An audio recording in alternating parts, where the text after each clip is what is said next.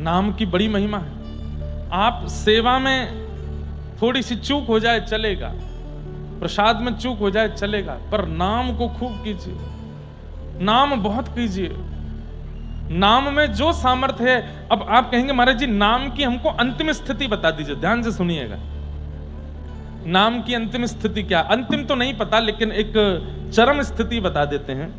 नाम की चरम स्थिति ये होती है कि नाम करते करते करते करते करते करते करते करते जैसे हमारे बॉडी में ब्लड के साथ में कई सारे सेल्स भी पूरी बॉडी में एक्टिव रहते हैं, अच्छे सेल्स भी होते हैं, बुरे सेल्स भी होते हैं, ठीक वैसे ही नाम करते करते करते करते रोम रोम से वह नाम प्रकट होने लगता है और पूरी बॉडी में नाम के सेल्स भी प्रकट हो जाते हैं। और उन सेल्स का क्या अभिप्राय होता है कि आप नाम करते करते जब नेत्र बंद करते हैं ना, तो देह तो होता है घर में, देह तो होता है पत्नी बच्चों के बीच में, लेकिन मन बुद्धि कहीं और चली जाती है। और वो कहीं और क्या है?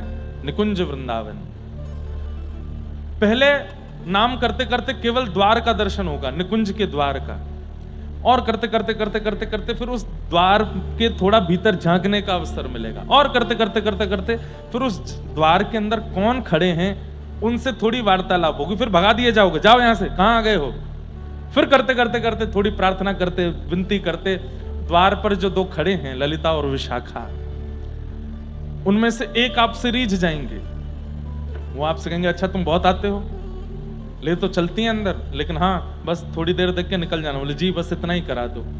फिर ललिता या विशाखा कृपा करके भीतर ले जाएंगे, दूर से अनुभव करा देंगे, देखो वहां से नूपुरों की ध्वनि आ रही है, वीणा की ध्वनि सुनाई दे रही है। बोले हाँ, रंग उड़ता दिख रहा है, सुंदर केसर की सुगंधी आ रही है। बोले हाँ, बस वहीं रास चल रहा है, चलो जाओ अब लौटो यहां से, वापस कर दिए जाओगे।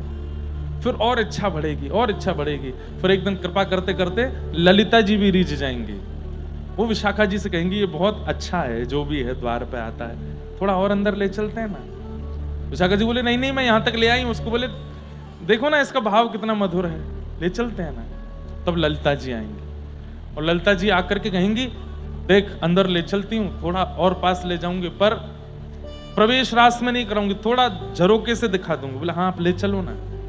तब ललिता जी ले जाएंगी और दूर सघन वन के झरोके में आपको समय दिया जाएगा, इतनी देर का समय है, जो दिख जाए देख ले और फिर निकल यहां से।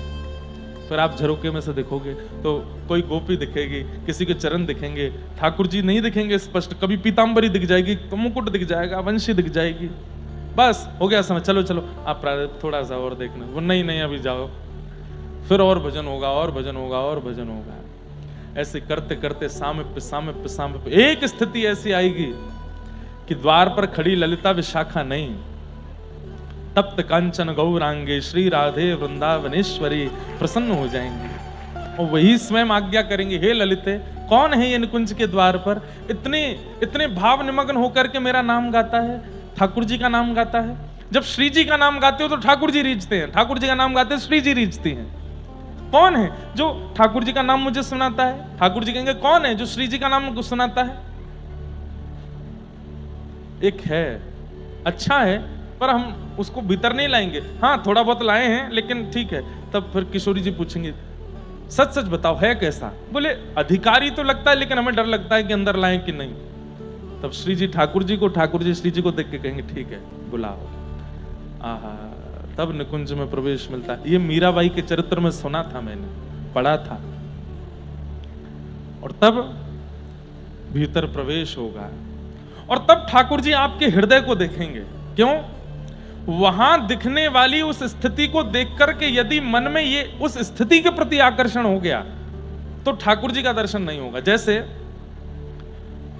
जिस व्यक्ति की जीव वश में नहीं है, जिस व्यक्ति के नेत्र वश में नहीं है, जिस व्यक्ति का मन वश में नहीं है, अगर वो भूल से भी नाम जप करते करते निकुंज में चला भी गया तो वहां ऐसे ऐसे व्यंजन खाने के, ऐसे ऐसे व्यंजन पहनने के, ऐसी ऐसी वस्तु देखने की मिलेंगी, अगर उनको देख करके व्यक्ति उनके प्रति आकृष्ट हो गया, प्रिय प्रियतम समझ जाएंगे कि हमारा अधिकारी नहीं है, बस यहीं से वापस करो।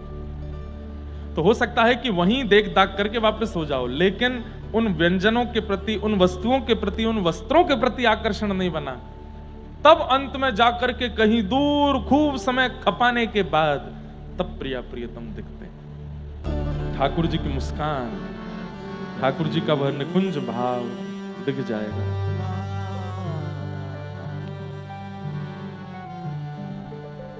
तो ये नाम का प्रभाव है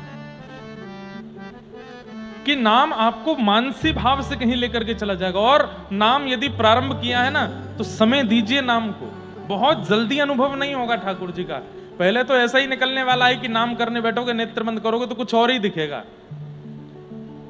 विषय दिखेंगी, वासनाएं दिखेंगी, संसार के वह वस्तु दिखेंगी जो नहीं दिखनी चाहिए। लेकिन छोड़िए मत नाम का आश्रय, करते रहिए करते रहिए करते रहिए। हम कह रहे हैं विषय वासना आती है तो भी करते रहो, मत छोड़ो।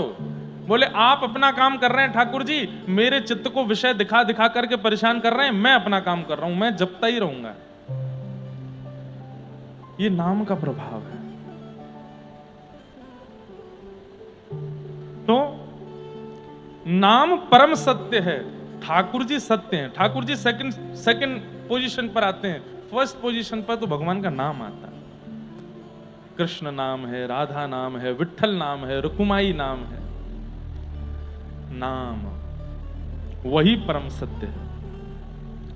ऐसे परम सत्य भगवान के नाम को हम बारंबार प्रणाम करते हैं, बारंबार वंदन करते हैं। एक नाम का आश्रय ले लीजिए बंधुओं, आप गौड़िया वैष्णव हो, आप राधा वल्लभी हो, आप रामानुजी हो, आप रामानंदी हो, आप हरिदासी हो, आप वल्लभ कुल के हो, आप किसी भी वैष्णव परंपरा से हो, निम्बार्क से हो, अपनी गुरु प्रदत्त प्रणाली का पहले पाठ कीजिए, गुरु प्रदत्त मंत्र का पहले जाप कीजिए और फिर पूरे दिन एक नाम को रटते रहिए, मन में चलता रहे, काम करते रहिए, दुकान पर जाइए, जॉब में जाइए, बिजनेस करिए, जो कर रहे हैं करिए, नाम मन में चलता रहे। और एक बात कह दूं, बुरा नहीं मानना, हमें साधन की जरूरत पड़ती है नाम के लिए। जैसे काउंटर इन लोगों के हाथ में लगा रहता है, उसको दबाते रहेंगे, ठीक है, साधन की आवश्यकता पड़ रही है। इसका मतलब अभी हम इतने योग्य नहीं बने कि बिना साधन के स्मरण नहीं बन रहा। वड़ा पाव का बिना साधन के स्मरण बन जाता है, विषय भोग वस्तु का बिना साधन के स्मरण बन जाता है। लेकिन ठाकुर जी का स्मरण करने के लिए साधन चाहिए हमको। बिना साधन के वो स्मृति बन नहीं पाती, वो स्मरण बन नहीं पाता। पहले तो इसीलिए नाम जप कीजिए कि ये मुझे साधन की आवश्यकता ना पड़े, बिना इसके ही मेरा नाम चलने लग जाए। हमने दर्शन किया है, परम पूजनीय प्रातस्मरणीय श्री ठाकुरदास बाबा गोवर्धन में रहते थे। उनकी माला छूट गई थी, उस समय काउंटर तो थे ही नहीं, माला छूट गई थी और हाथ ऐसे चलता रहता था ऐसे। एक समय आया, उनके शरीर को पैरालाइज हो गए, वो लकवा मार गया। और जिस अंग में लकवा हुआ, जिस अंग में शांति हुई, उस अंग की उंगली को कुछ नहीं हुआ, जब चलता ही रहा। और ये होठ भी चलता रहता था।